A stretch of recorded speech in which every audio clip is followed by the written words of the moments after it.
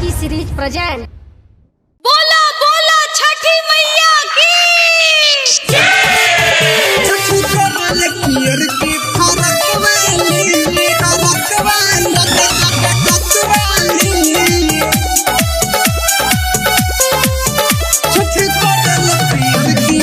Music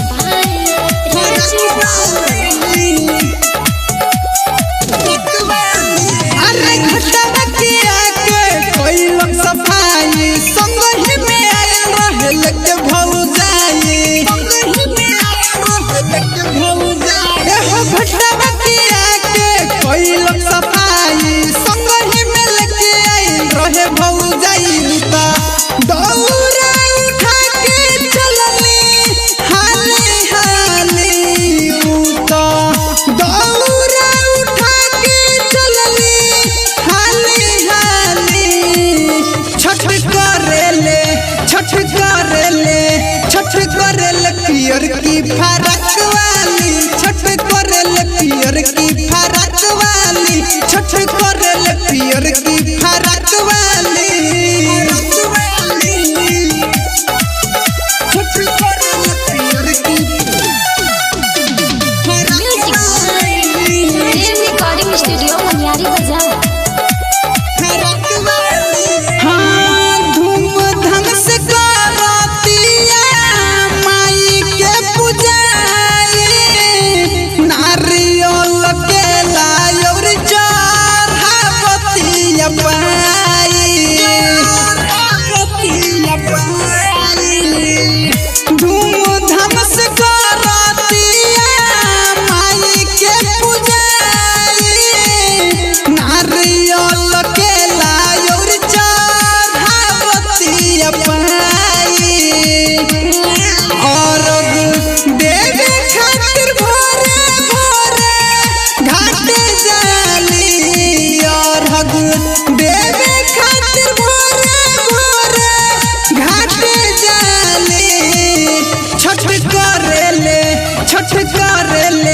Chhath करेले पियर की फरक वाली छठ करेले पियर की फरक वाली छठ करेले पियर की फरक वाली छठ करेले पियर की फरक वाली फरक वाली छठ करेले पियर की म्यूजिक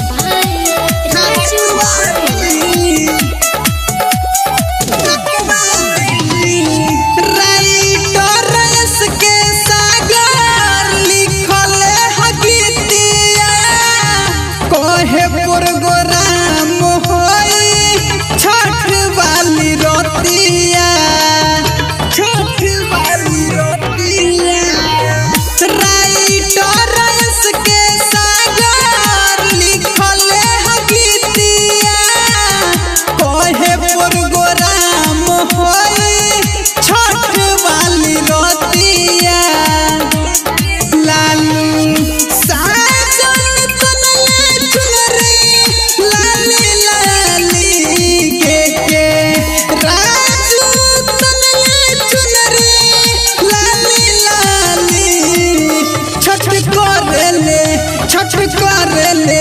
छठ करेले पियर की फरक वाली छठ करेले पियर की फरक वाली छठ करेले पियर की फरक वाली।